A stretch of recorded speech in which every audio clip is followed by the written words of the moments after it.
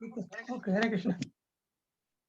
इस कोट में श्री प्रभुपाद चाणक्य पंडित की एक कोट बता रहे हैं, स्वदेशे पूज्यते राजा विद्वान सर्वत्र पूज्यते।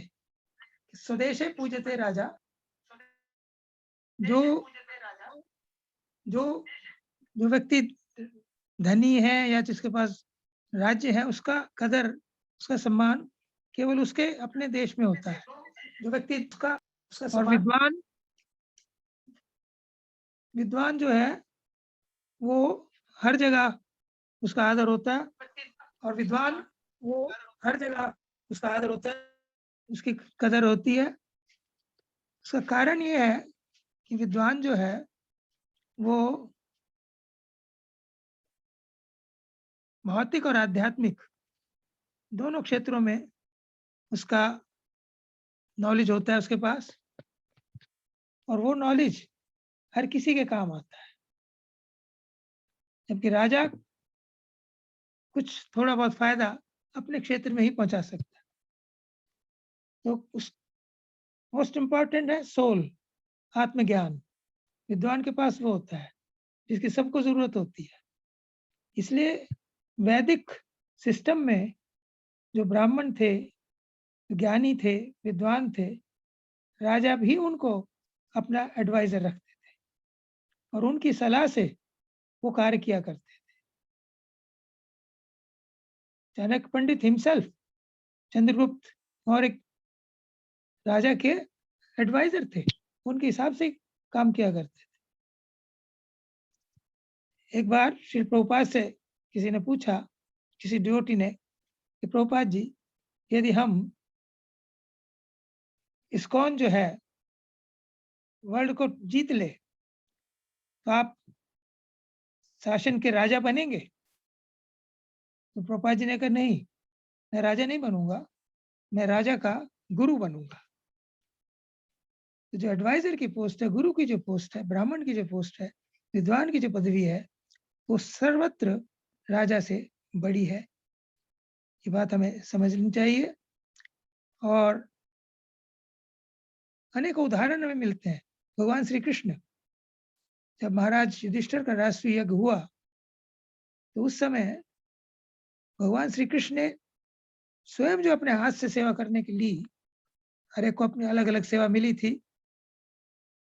कर्ण को दान देने की सेवा मिली थी, भीष्म को रसोई घर की सेवा मिली थी, दुर्योधन को गिफ्ट एक्सेप्ट करने की सेवा मिली थी, इस प्रकार से।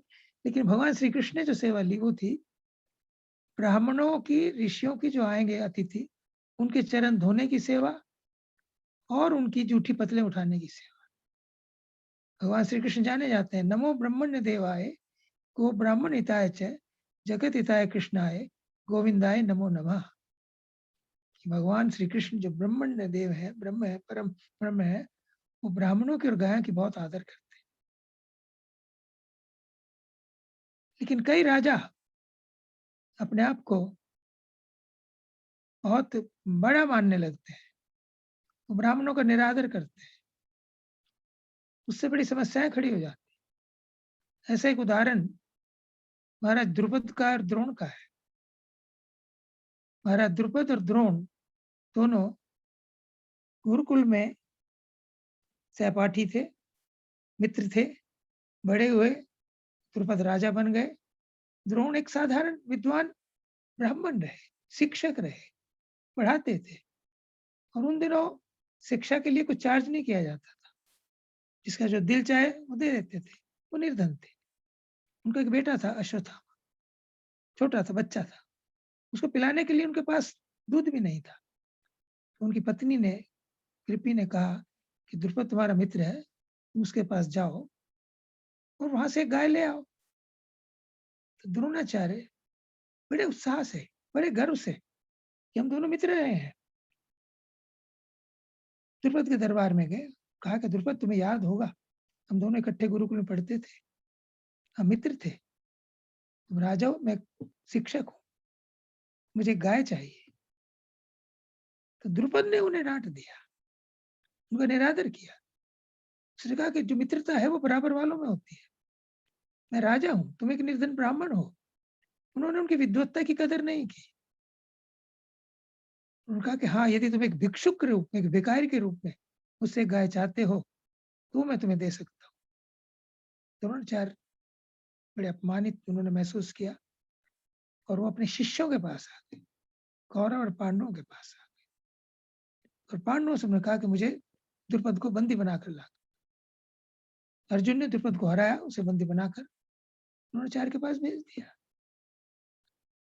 तो द्रोणाचार्य ने फिर द्रुपद को छोड़ दिया और कहा कि द्रुपद, मैं तुम्हारे जितना ओछी मेंटेलिटी का नहीं हूँ।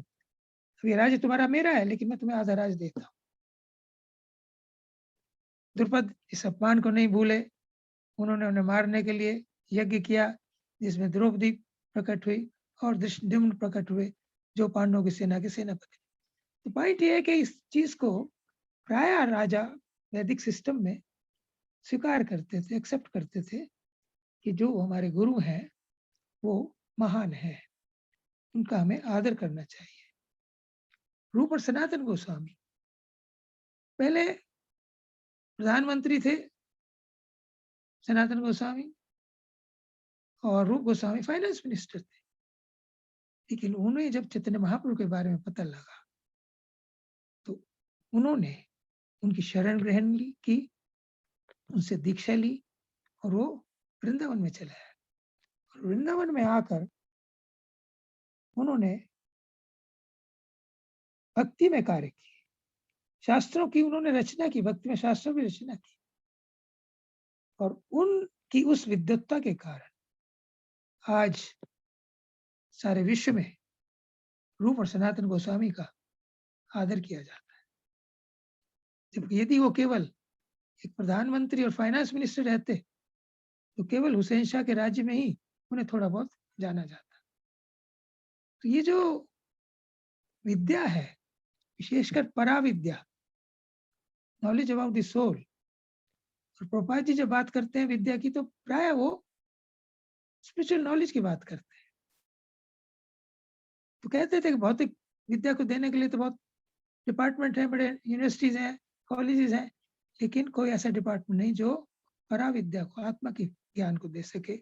और उन्होंने कहा कि हमारी जो संस्था है इस्कॉन, वो आत्मा के बारे में ज्ञान देती है। वास्तव में विद्वान वही है जो आत्मा के बारे में भी जानता है, भगवान के बारे में भी जानता है, दोनों के संबंध के बारे में जानता है, और भौतिक दृष्टि से भी वो पारंगत होता है। वो जानता है कि राजा को राज्य कैसे करना चाहिए। इसलिए राजाओं की समय में पुराने जो वैदिक राजा थे वो ब्राह्मणों का, अपने गुरु का बहुत आदर करते थे। जब भगवान राम का राज्याभिषेक होने वाला था, चक्रवर्ती महाराज ने वशिष्ठ जी को बुलाया कि राम को कुछ उपदेश दीजिए। राम के महल में गए। राम ने कहा, गुरुदेव आपने मुझे मैसेज दिया होता, मैं आपके पास आता, आपने क्यों आने का कष्ट किया। वशिष्ठ का बहुत आदर करते थे, श्री कृष्ण संदीपानी ऋषि का बहुत आदर करते थे, चैतन्य महाप्रभु ईश्वरपुरी का बड़ा आदर करते थे। और उन दिनों जो राजगुरु होते थे, वशिष्ठ होते थे, उनकी बड़ी पावर भी होती थी। जब कैकेयी ने सीताराम लक्ष्मण राम को वनवास दिया तो सीता जी लक्ष्मण के साथ जाने लगे, तो कैकेयी ने उन्हें जंगल के वस्त्र दिए, वलकल वस्त्र दिए। राम ने पहन लिए, लक्ष्मण ने पहन लिए। जब सीता जी को वो देने लगे तो वशिष्ठ जी को बड़ा क्रोध आया। उन्होंने कहा, कैकेयी तुम्हें कोई अधिकार नहीं है महाराज दशरथ, महाराज जनक की बेटी को इस प्रकार से अपमानित करने का। उन्होंने कहा कि इस समय अयोध्या का राजा महाराज दशरथ वो बीमार है, अस्वस्थ है, और युवराज भरत जिसे होना था तुम्हारे वरदान के हिसाब से, वो इस समय अयोध्या में उपस्थित नहीं है। इन दोनों परिस्थितियों में मैं वशिष्ठ अयोध्या का सम्राट हूं, ये राजदंड मेरे हाथ में है। मैं तुम्हें दंडित करूंगा यदि तुमने सीता को अपमानित करना चाहा। उन्होंने एक बड़ी अंतरंग कथा बताई। सीता मेरी इष्ट है, मैं उनकी छवि को धूमिल होते नहीं देख सकता। कहा कि मेरे पिताजी ब्रह्मा जी ने कहा कि वशिष्ठ तुम रघुकुल की पुरोहित कर लो। मैंने कहा पिताजी पुरोहित का जो कार्य है वो अच्छा नहीं माना जाता। तो ब्रह्मा जी ने कहा कि उस कुल में राम प्रकट होंगे, भगवान प्रकट होंगे। तो वशिष्ठ कहते मैंने पूछा थी राम मेरे शिष्य बनेंगे तो मेरा इष्ट कौन होगा? ब्रह्मा जी ने कहा तुम सीता जी को अपना इष्ट बना लेना। वशिष्ठ ने कहा कि सीता जी मेरी इष्ट है, उनकी छवि को मैं धूमिल नहीं देख सकता। उन्होंने अपने पुत्र को भेजा कि जाओ तुम अपनी माँ अरुंधति को बुला कर लाओ और उसको कहना कि वो दिव्य वस्त्र लेकर आए। इस कैकेयी को सीता जी की राजकीय वस्त्र चाहिए ना, इन्हें लौटा दो। और सीता जी के श्रृंगार उन्होंने फिर दिव्य आभरणों से वस्त्रों से किया। जो विद्वान ब्राह्मण उनकी पहले समय में बहुत आदर किया जाता था, पूजा किया जाता था। प्रभुपाद जी कोट बताते हैं चाणक्य पंडित की कि स्वदेशे पूज्यते राजा विद्वान सर्वत्र पूज्यते। राजा का जो पूजा की जाती है, आदर किया जाता है केवल अपने क्षेत्र में।